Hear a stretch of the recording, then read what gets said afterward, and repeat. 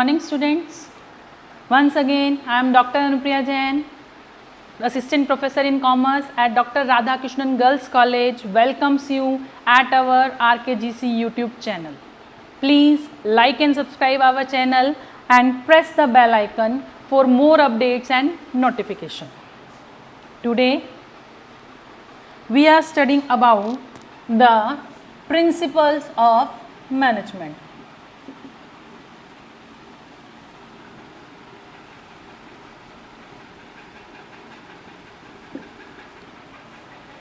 प्रबंध के सिद्धांत.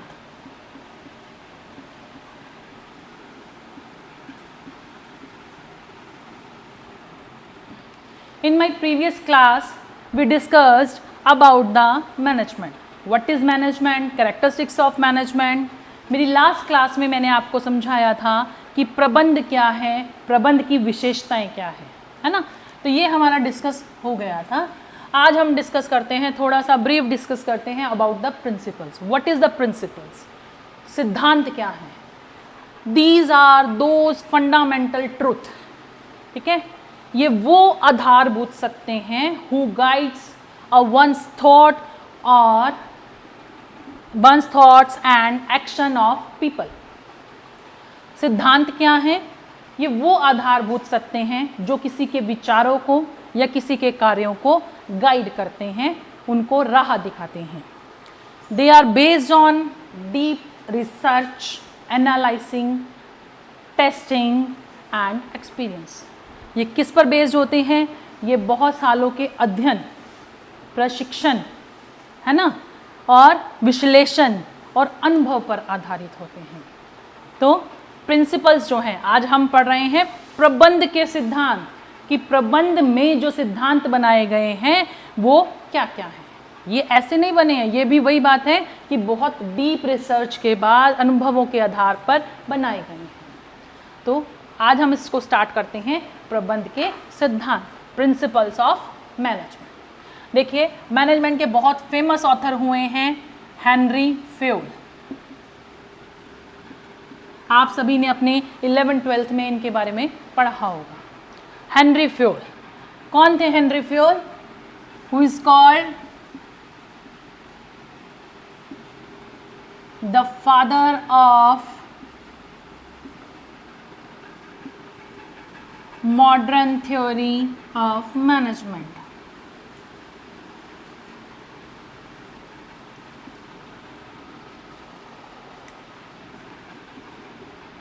ये जो ऑथर हैं हमारे हेनरी फ्योल जो हैं, इन्हें क्या कहा जाता है?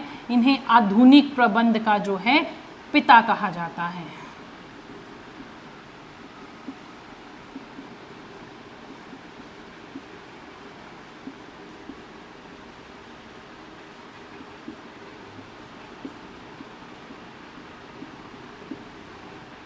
क्यों? क्योंकि he is the first one who formulated 14 principle in management. ये वो पहला व्यक्ति था जिसने मैनेजमेंट के, प्रबंध के 14 सिद्धांतों को प्रतिपादित किया था, जिनका प्रयोग किया था. ऐसा नहीं है, हमारे एक ऑथर और हुए हैं जिनके बारे में मैंने अपनी प्रीवियस क्लास में बताया था, F.W. टेलर. ये भी हैं द फादर ऑफ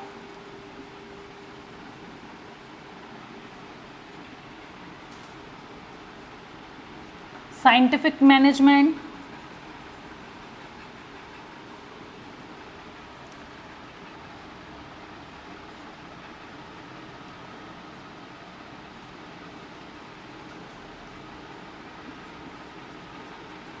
इन्हें कहा जाता है वैज्ञानिक प्रबंध का जनक.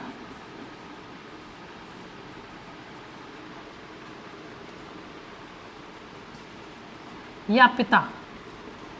तो ऐसा नहीं है कि इन्होंने नहीं दिया, ये भी बहुत फेमस हुए हैं ऑथर हमारे मैनेजमेंट के. तो इन्होंने भी बहुत सारे प्रबंध के सिद्धांत बताए, पर वो ऑलमोस्ट इनसे मिलते जुलते थे. इन्होंने सबसे पहले बताए, इसलिए इन्हें उसका प्रबंध का जनक माना गया.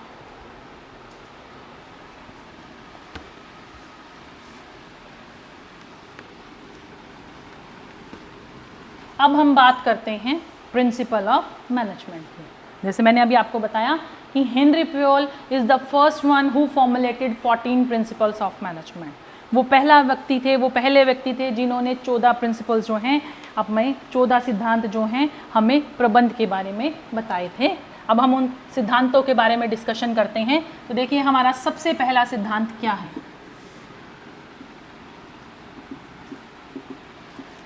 First one is principle of division of work और स्पेशलाइजेशन।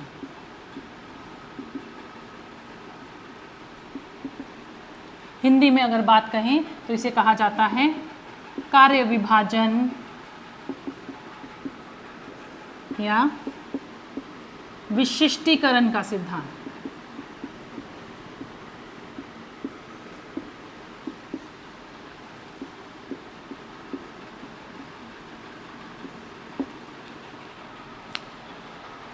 ये फर्स्ट प्रिंसिपल था हमारे हेनरी फ्योल द्वारा। इसके अकॉर्डिंग कार्य विभाजन या डिवीजन ऑफ वर्क, इसके अकॉर्डिंग कहा जाता है कि management should subdivided their work into small components और small parts and that small parts should be performed by that employ who is specialized in that work. Hindi में अगर हम बात करें तो यह प्रिंसिपल कहता है, यह हमें बताता है कि सबसे पहले फर्म के कार्यों का जो है छोटे छोटे टुकड़ों में विभाजन कर दिया जाना चाहिए और वो विभाजित जो कार्य हैं उस व्यक्ति के द्वारा, उस कर्मचारी के द्वारा किए जाने चाहिए जो उस कार्य को करने में विशिष्ट है, जिसे उसमें विशिष्टीकरण हासिल है। इससे क्या होगा? It leads effective formulation of policies, achievements of goals. इससे क्या होगा? जल्दी से, आसानी से जो टारगेट्स हैं, प्लान्स हैं, वो फॉर्मुलेट होंगे, सही फॉर्मुलेट होंगे और आसानी से संस्था के गोलों को प्राप्त किया जा सकेगा। उद्देश्य जो है वो आसानी से प्राप्त किए जा सकेंगे। फिर हमारा सेकंड वन जो आता है वो है हमारा principle of authority and responsibility.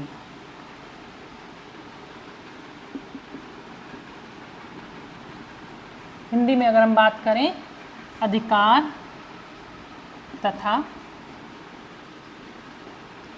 दायित्वों का सिद्धांत।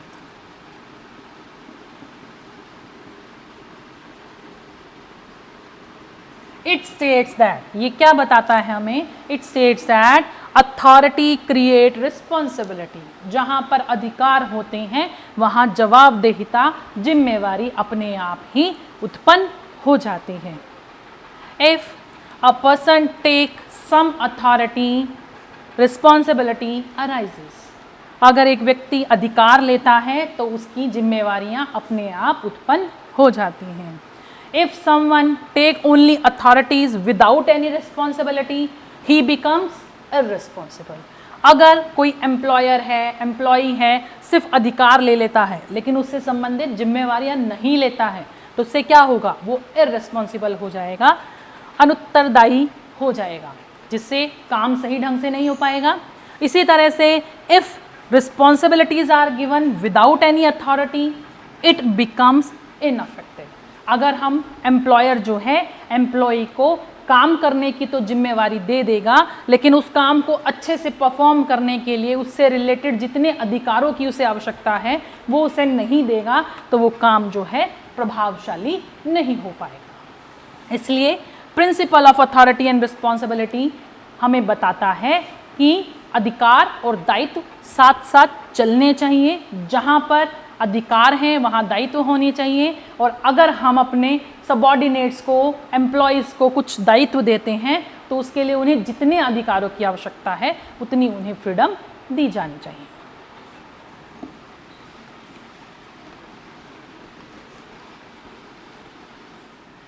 थर्ड प्रिंसिपल है हमारा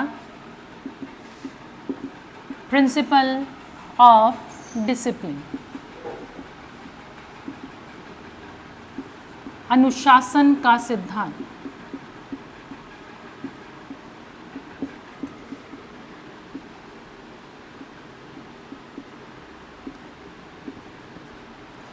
this principle states that there should be a proper discipline in an organization for effectively run.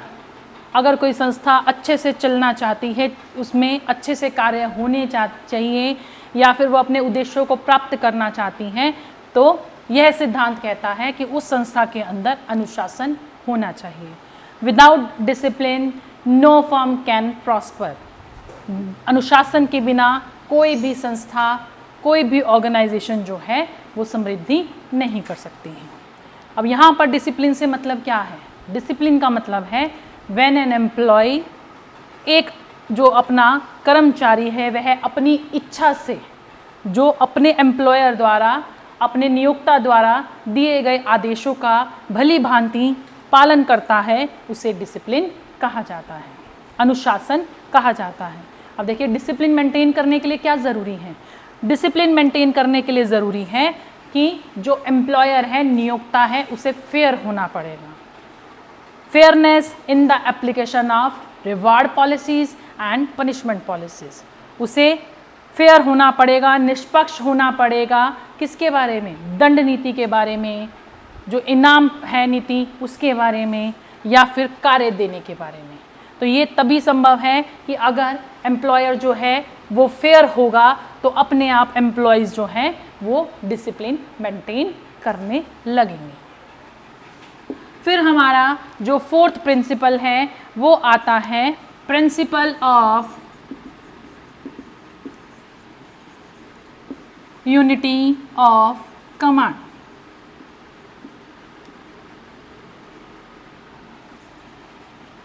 आदेश की एकता का सिद्धांत.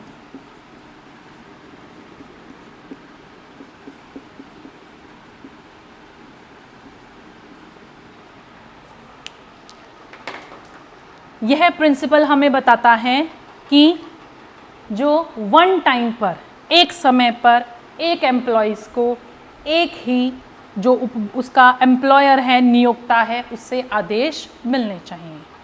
An employee get the command at the same time with only one boss, क्योंकि no one can serve two bosses or more bosses at the same time. कि ये ज़रूरी है कि एक समय पर एक कर्मचारी को एक ही बॉस के द्वारा, एक ही नियोक्ता के द्वारा आदेश प्राप्त होने चाहिए. क्यों? क्योंकि अगर एक से ज़्यादा बॉसेस होंगी और वो सेम टाइम पे अलग अलग ऑर्डर्स देंगे तो क्या होगा? जो कर्मचारी है वो कंफ्यूज हो जाएगा. ही में कंफ्यूज्ड एंड कन्फ्लिक्ट्स में अराइजेस. संघर्ष की स्थिति पैदा हो जाएगी.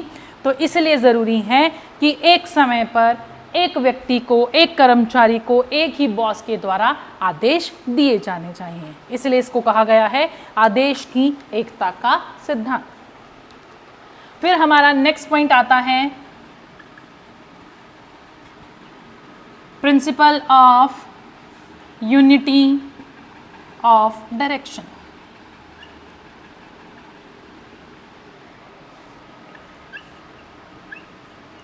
निर्देश की एकता का सिद्धांत.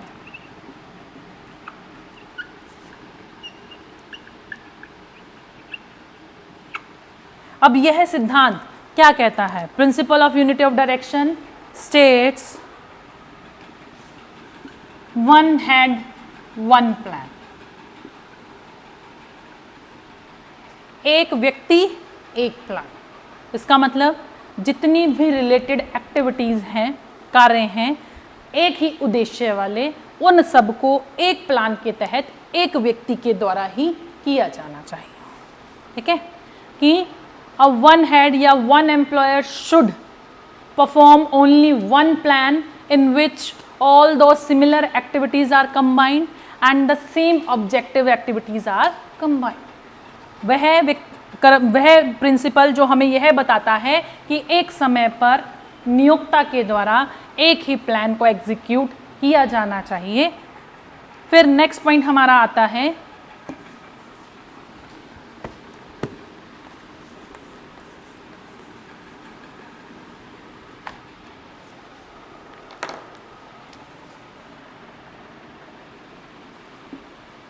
हमारा नेक्स्ट जो प्रिंसिपल है वो प्रिंसिपल है principle of remuneration.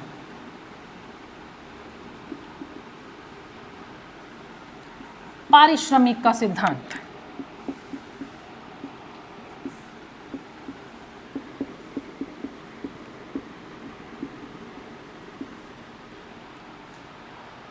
Principle of remuneration states that there should be fair remuneration between the for the both employees and as well as for the organization। पारिश्रमिक का सिद्धांत कहता है कि जो पारिश्रमिक है वह उचित होना चाहिए। उचित सिर्फ कर्मचारियों के लिए नहीं, वह एज वेल एज साथ साथ ऑर्गेनाइजेशन के लिए, संस्था के लिए भी उचित होना चाहिए। It should be fair. इसके लिए हमारे पास बहुत सारे सिस्टम हैं, just like time rate system, piece rate system, बहुत सारे मेथड्स हैं जिनसे हम आसानी से रेम्यूनरेशन की, पारिश्रमिक की गणना कर सकते हैं। तो फ्योल ने यही बताया कि सही व्यक्ति को सही पारिश्रमिक मिलना चाहिए, नॉट मोर, ज़्यादा भी नहीं, और नॉट लेस, कम भी नहीं, not so high not so low, बहुत ज़्यादा भी नहीं बहुत कम भी नहीं। अगर ज़्यादा होगा तो फर्म को नुकसान होगा, और अगर कम होगा तो एम्प्लॉयज़ को नुकसान होगा, और एम्प्लॉय उतना खुश होकर अपना 100% नहीं दे पाएगा जितना उसको देना चाहिए। फिर हमारा नेक्स्ट प्रिंसिपल आता है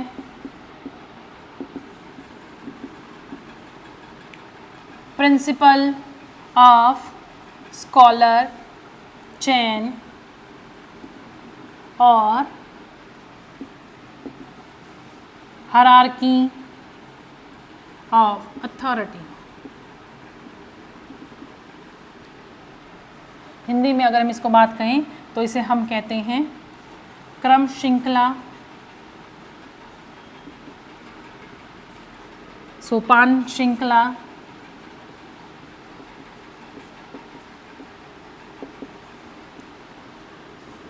अथवा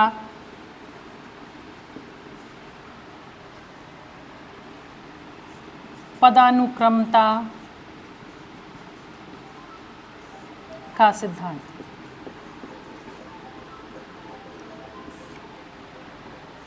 इसे कहा जाता है सोपान श्रृंखला, क्रम श्रृंखला अथवा पदानुक्रमता का सिद्धांत, जिसके अंतर्गत हेनरी फ्योल ने बताया कि टॉप मैनेजमेंट से लेकर लोअर मैनेजमेंट तक जो आदेश आने हैं या रिपोर्ट्स जानी हैं वो एक निश्चित क्रम में, एक लाइन ऑफ चेन के अंदर ही आनी चाहिए। मैं इसे एक डायग्राम के द्वारा समझाती हूँ आपको।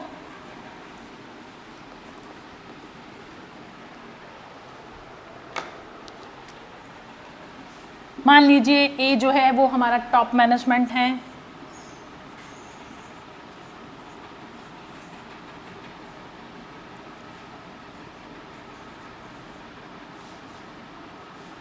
ये सारे उसके सबऑर्डिनेट्स हैं, उसके अंडर कार्य कर रहे हैं।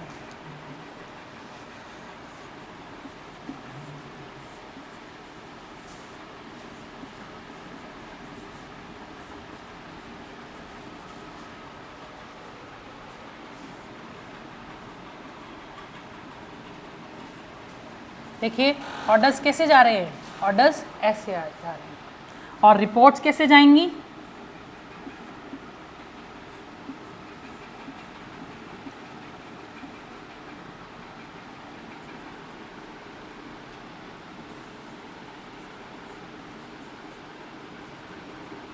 इस डायग्राम को हेनरी फ्योल ने गैंग प्लैंक का नाम दिया।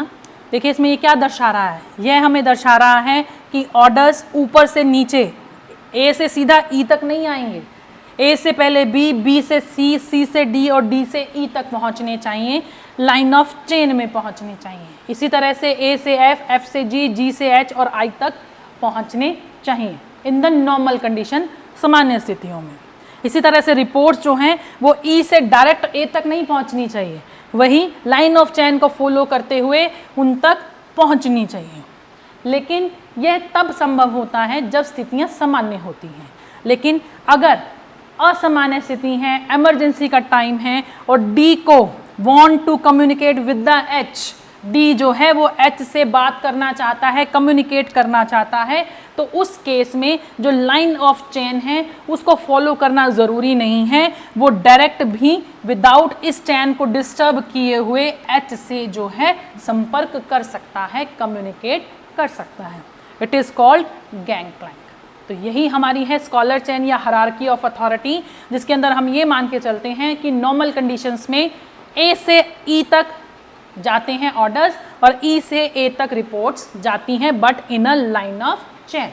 लेकिन अगर अब नॉर्मल सिचुएशन है, ऐसे सर्कमस्टांसेस हैं जहां पर एक एम्प्लॉय को दूसरे डिपार्टमेंट के दूसरे एम्प्लॉय के साथ कम्युनिकेट करना है, तो विदाउट चेंजिंग द चेन वो डायरेक्टली भी उस डिपार्टमेंट के दूसरे व्यक्ति से कम्युनिकेट कर सकता है।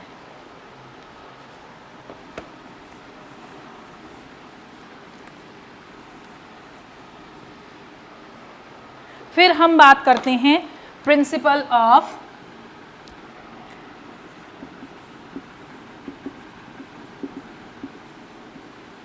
Team spirit.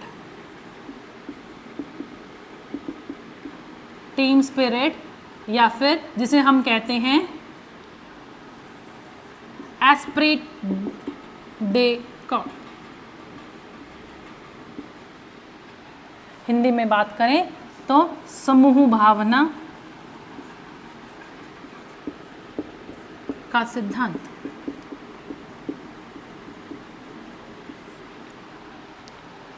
समूह भावना का सिद्धांत।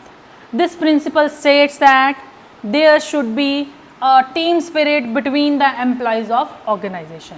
ऑर्गेनाइजेशन के अंदर जितने भी एम्प्लॉयज हैं उनमें समूह भावना होनी चाहिए, एस्प्रिट द कॉर्प होना चाहिए, ताकि वो मिलजुल कर जो संस्था के उद्देश्य हैं, ऑर्गेनाइजेशनल गोल्स हैं, उनको अचीव कर सकें। ऐसा नहीं है कि जो एम्प्लॉयर हैं, एम्प्लॉई हैं, उनके अंदर टीम स्पिरिट नहीं होनी चाहिए, उनमें भी टीम स्पिरिट होनी चाहिए कि जो एम्प्लॉयर है वो रिटर्न में बड़े बड़े ऑर्डर्स ना दे, वर्बली ऑर्डर्स भी दे सकता है, जिससे क्या होगा, उसे लगेगा हम आपस में एक टीम है, हमारा एम्प्लॉयर जो है वो हमें अपनी टीम का पार्ट मानता है, जिससे आपके एम्प्लॉयज़ जो होंगे वो बहुत ज़्यादा हैप्पी होंगे, खुश होंगे तो ऑब्वियस है वो हमें कैसा रिजल्ट देंगे, बहुत अच्छा रिजल्ट देंगे।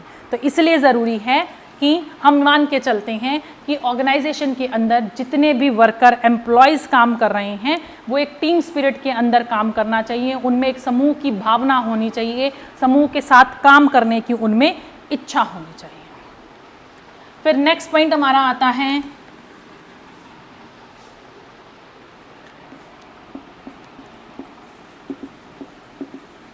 Principal of centralisation.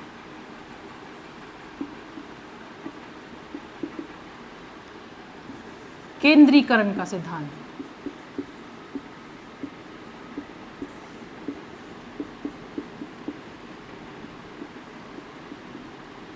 अब यह सिद्धांत क्या बताता है? Principle of centralisation.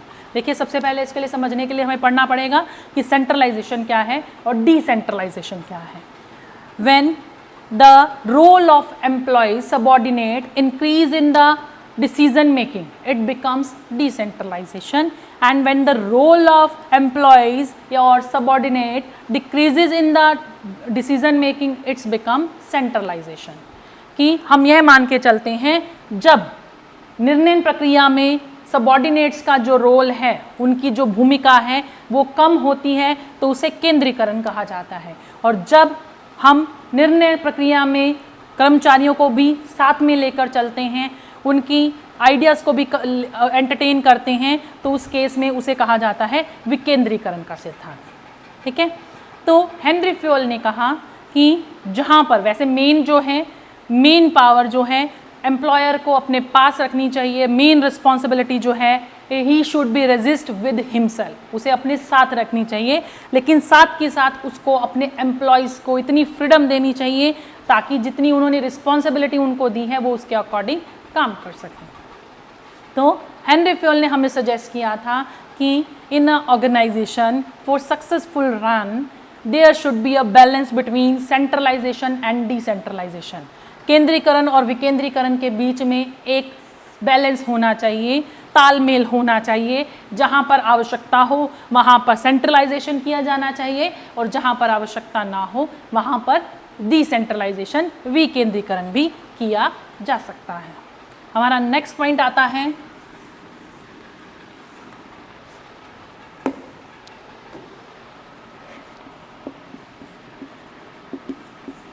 Principle of equity, न्याय और निष्पक्षता का सिद्धांत।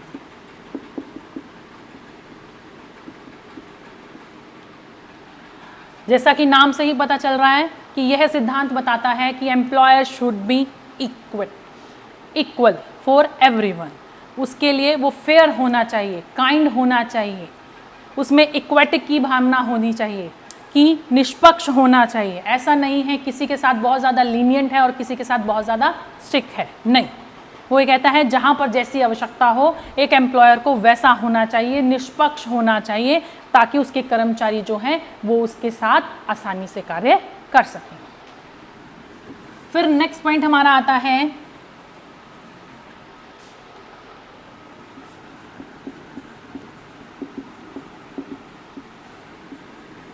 प्रिंसिपल ऑफ इनिशिएटिव, पहलपन का सिद्धांत। अब यह सिद्धांत हमें क्या समझाता है? It states that there should be a environment in which employees should be initiative, can be initiative. कि ऐसा सिद्धांत ये कहता है कि संस्था का एनवायरनमेंट, वातावरण इस तरह से होना चाहिए कि जो एम्प्लॉयज़ हैं उनमें पहलपन की भावना आनी चाहिए। Employer should listen the new ideas of their employees, उनके नई आइडियाज़ सुनने चाहिए उसको, उनसे संबंधित उनको नया कुछ बताना है तो उसके लिए भी उनको छूट दी जानी चाहिए, ताकि उनमें पहलपन की जो भावना है वो विकसित हो सके, वो इनिशिएटिव ले सके, इनिशिएटिव हो सके। फिर हमारा नेक्स्ट पॉइंट आता है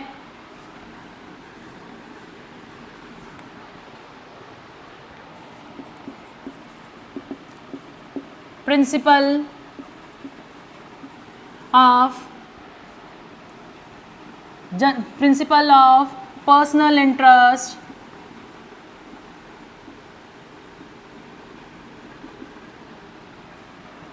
principle of personal interest to general interest.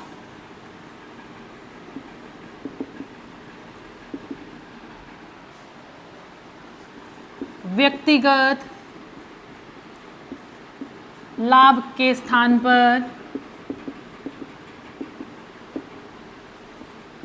सामान्य लाभ का सिद्धांत। This principle indicates that an employee should leave his personal interest for the completion of general interest। कि हम यह मानकर चलते हैं कि यह सिद्धांत कहता है कि एक कर्मचारी को जब सामान्य लाभ की, सामान्य हित की बात होती है, सामान्य लाभ या सामान्य हित की बात होती है, तो उस केस में सामान्य लाभ के लिए अपने व्यक्तिगत हितों का त्याग कर देना चाहिए, उसे छोड़ देना चाहिए। जो इंडिविजुअल इंटरेस्ट है उसको जनरल इंटरेस्ट के लिए फोरगॉन किया जा सकता है, तभी जाकर संस्था के जो ऑर्गेनाइजेशनल गोल्स हैं, उद्देश्य हैं, उनको प्राप्त किया जा सकता है और उनको सही समय पर पूरा किया जा सकता है।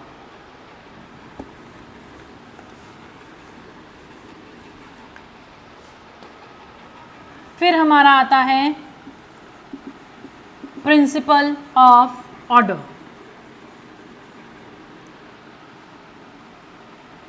प्रिंसिपल ऑफ ऑर्डर, व्यवस्था का सिद्धांत।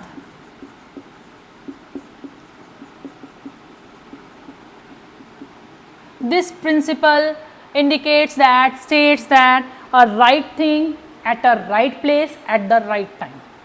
यह बताता है, व्यवस्था का सिद्धांत है जो यह बताता है कि सही समय पर, सही स्थान पर सही वस्तु होनी चाहिए। ऐसा नहीं है ये सिर्फ एम्प्लॉयज़ के बारे में बोलता है, नहीं, ये हमें मटेरियल और एम्प्लॉयज़, ह्यूमन बीइंग, दोनों के बारे में बताता है कि दोनों चीज़ें जो हैं वो सही समय पर, सही जगह पर, सही मात्रा में उपलब्ध होनी चाहिए। जस्ट लाइक देख लीजिए कि मान लीजिए प्रोडक्शन डिपार्टमेंट है, उसको प्रोडक्शन करना है, तो उसको जो माल की आवश्यकता है अगर वो सही समय पर उपलब्ध नहीं होगी तो उससे क्या होगा, प्रोडक्शन रुक जाएगा। प्रोडक्शन रुक जाएगा तो आगे जो सेलिंग है, मार्केट है, उसमें सप्लाई रुक जाएगी। इस तरह से जो संस्था के गोल जो हैं वो पूरे नहीं हो पाएंगे। इसी तरह से अगर किसी आदमी की आवश्यकता है, स्टोर कीपर की आवश्यकता है, और स्टोर कीपर अपनी जगह पर ना होकर वो कहीं मार्केट में है या फिर उसको मैं डिस्ट्रीब्यूशन में लगा देती हूँ, तो उस केस में क्या होगा, वो व्यक्ति अपनी स्टोर कीपिंग का, जिसको पता है पूरे मटेरियल के बारे में, सामान के बारे में, वो वहाँ नहीं होगा तो सही जानकारी प्राप्त नहीं होगी। सही जानकारी प्राप्त नहीं होगी तो वही हमारा प्रोडक्शन रुक जाएगा। तो व्यवस्था का सिद्धांत कहता है, principle of order indicate states that कि a right person and right thing at a right time at a right place. अब हमारा लास्ट प्रिंसिपल आता है, 14th जो प्रिंसिपल है वो है हमारा principal of stability of tenure, स्थायित्व का सिद्धांत।